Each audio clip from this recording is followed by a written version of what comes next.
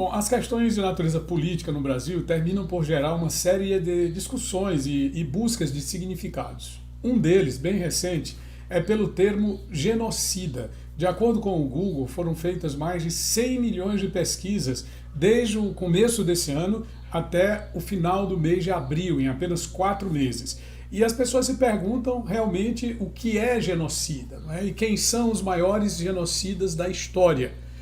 Primeiro nós vamos entender o que é um genocida. O termo, inicialmente, ele decorre da palavra, da expressão genocídio, que vem daquele sistema político, daquele modelo de governança que busca eliminar as pessoas de um determinado grupo, de uma determinada etnia, de uma determinada família. Portanto, você promove a destruição em massa de um determinado grupamento social, grupamento étnico, por questões de natureza política. A palavra genocídio, ela tem origem, de acordo com o advogado judeu polonês Rafael Lemkin, ela tem origem no seguinte: junta os dois termos, né? Genos, do grego família, ou tribo, ou raça, e cedere, do latim matar, exterminar.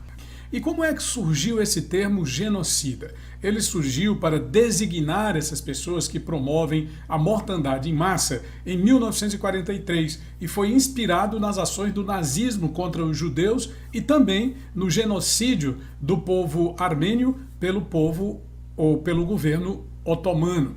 E sendo assim, pode-se dizer que um genocida é um exterminador, uma pessoa que extermina centenas, milhares por questões de natureza política.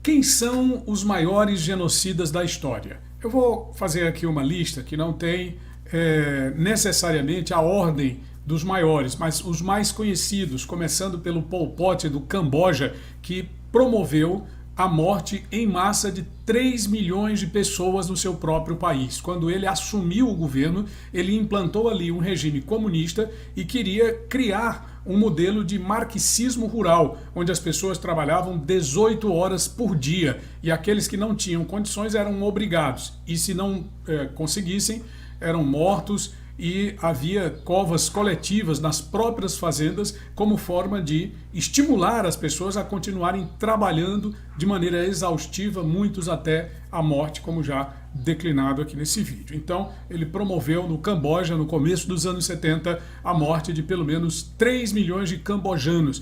E um dos filmes que bem relata essa história, que relata com muita propriedade, é o filme Os Gritos do Silêncio, que tem aquela cena final em que o guia cambojano se encontra com o jornalista premiado ao som daquela música Imagine do John Lennon. Outro elemento que promoveu mortes em massa foi o imperador Hirohito do Japão, e isso aconteceu durante a Segunda Guerra Mundial, quando os japoneses promoveram experimentos biológicos e experimentos inclusive com o uso de armas químicas sobre prisioneiros de guerra.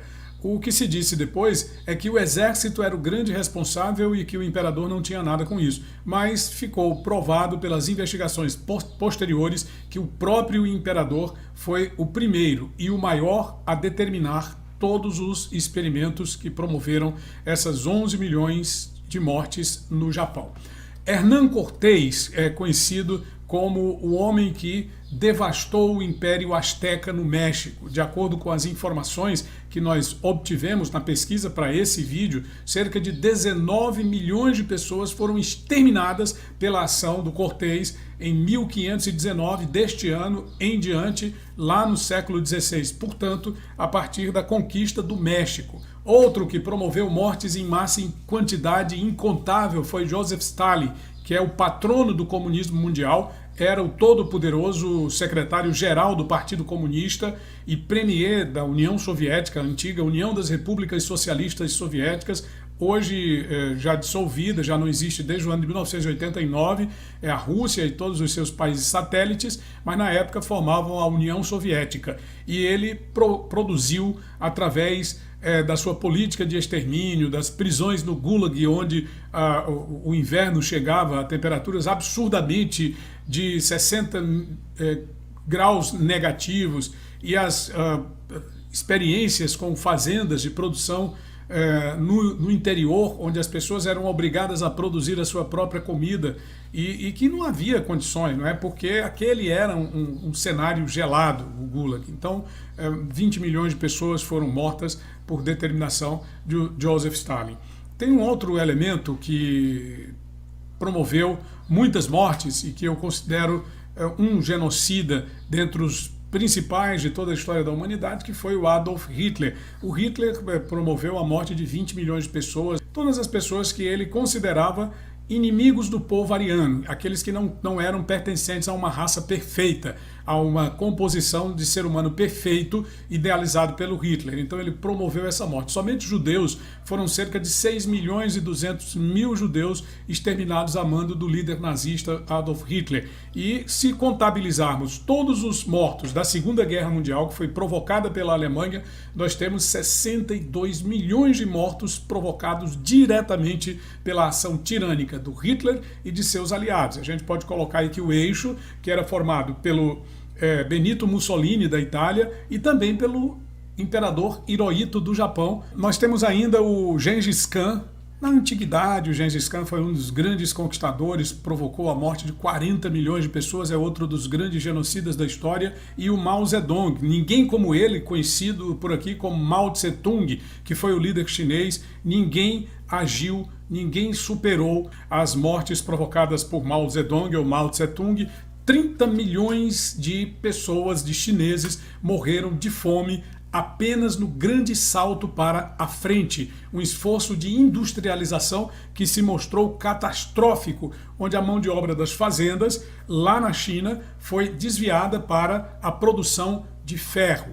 E ele provocou também a morte de, no mínimo, pelo menos outro 1 milhão na Revolução Cultural, em que atiçou os jovens chineses a atacar tudo o que achassem pela frente, o que achassem velho, ou que tivessem alguma ligação com o Ocidente. Então, tudo aquilo que pertencia a qualquer país ocidental era atacado pelos jovens chineses no que ele chamava de Revolução Cultural, de apagar todo o passado, de remover todo o passado, livros, quadros, qualquer forma de expressão política, para substituir por novos valores da China renovada sob o governo do Zedong.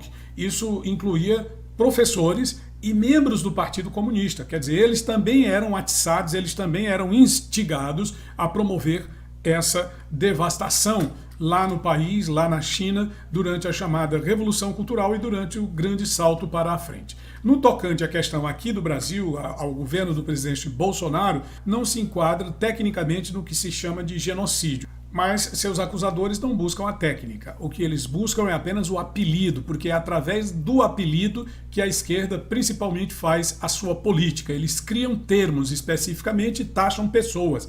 Na campanha era chamado de uma série de termos que durante a campanha também houve essas manifestações e ele nunca teve nenhum sossego desde o momento em que desponta como candidato viável no começo do ano de 2018. Porque um pouco antes, ao ser instado a falar sobre Bolsonaro, o líder maior deste grupo, ele disse que o Bolsonaro era um candidato sem nenhuma chance.